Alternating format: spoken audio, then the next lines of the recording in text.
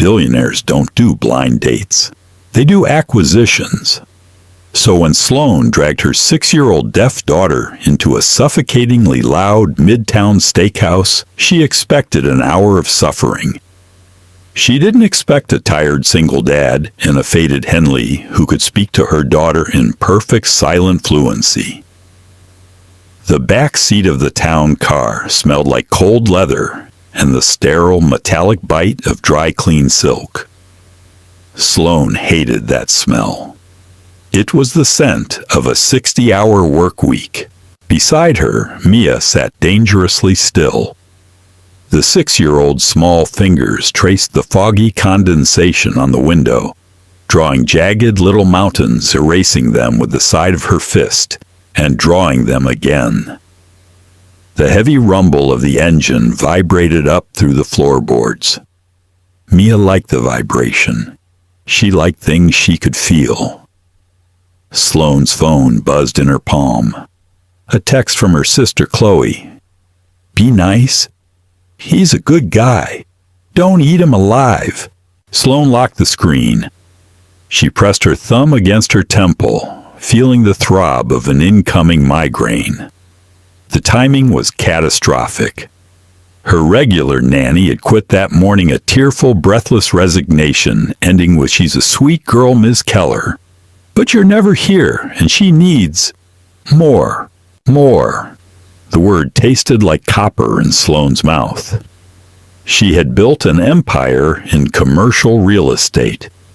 She owned half the skyline they were currently driving past. But she didn't know how to give her daughter more. "We're here." The driver's voice clipped through the partition. Sloane looked at Mia. The little girl was wearing a stiff yellow dress she clearly despised. Her pink hearing aids sat tucked behind her ears, catching the streetlights. They were top of the line, imported from Switzerland. They didn't do much good in loud restaurants, but Sloane insisted on them. A visual cue to the world: be patient. The world rarely was. Sloane tapped Mia's knee twice. "Look at me." Mia turned. Her dark eyes were flat, mirroring the exact guarded expression her mother wore to board meetings. Sloane raised her hands. Her fingers felt stiff, unpracticed. She signed, "We go eat. Be good." Her syntax was clunky, functional. She didn't know the sign for "bear with me." "I'm terrified I'm failing you." She only knew the signs for "eat, sleep, good, bad, stop." Mia blinked. She signed back, a rapid flutter of small hands. Loud. "I know," Sloane said aloud, her voice tight, forgetting to sign it. She grabbed Mia's hand. Her daughter's palm was clammy. They stepped out onto the damp pavement.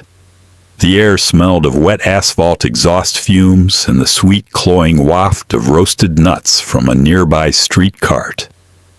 Le Chatelier stood in front of them, its brass doors polished to a mirror shine. It was Chloe's choice. The kind of restaurant where the waitstaff looked down on you if your watch costs less than a car. Sloane pushed the heavy brass door open. The atmosphere hit them instantly. It wasn't just loud. It was an aggressive wall of noise. Clinking heavy silver booming laughter from corner booths, the frantic hiss of the espresso machine. Sloane felt Mia flinch. The girl's free hand grabbed a fistful of Sloane's charcoal blazer, twisting the expensive wool. "Reservation for Keller." Sloane told the maitre d'. Her voice was a whip crack. It was the voice that closed 9-figure deals. The most a slick, pomaded man with a pinched nose looked from Sloane to the small, shrinking child clutching her leg. His gaze lingered for half a second on Mia's hearing aids. A subtle tightening of his jaw. Disapproval. Kids ruined the ambience. Disabled kids required effort. Sloane felt a spike of pure, violent adrenaline. "Is there a problem?" "Not at all, Madame Keller.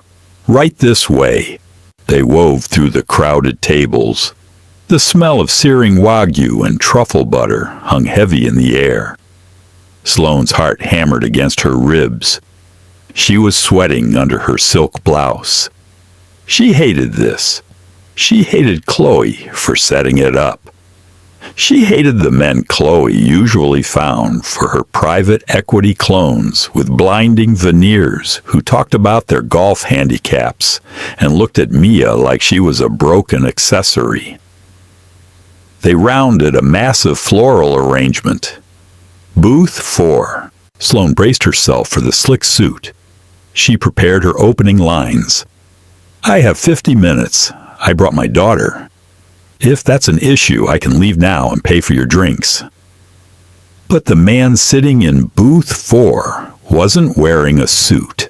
He was looking at a battered paperback, tracing a line of text with a calloused thumb. He wore a faded navy Henley, the fabric stretched tight across broad shoulders. His dark hair looked like it had been finger-combed, roughly about 3 hours ago. He didn't have a glass of overpriced Cabernet in front of him, just a black coffee. He looked up as they approached. His eyes were gray, tired, crinkled at the corners, deeply observant. He didn't scramble to his feet or straighten his collar. He just closed the book. "Sloane," he said. His voice was low, carrying a slight rasp that cut right through the dining room's chaotic hum. "Dean." Sloane didn't offer her hand. She stood rigid, a barricade between him and her daughter. "Chloe didn't tell you I was bringing a +1. My nanny quit. If you want to reschedule, I won't be offended. It was a test. A blatant aggressive off-ramp. Take it she willed him. Run." Dean looked at her for a long moment. He took in the rigid posture, the defensive tilt of her chin, the way her knuckles were white where she gripped her purse. Then his gaze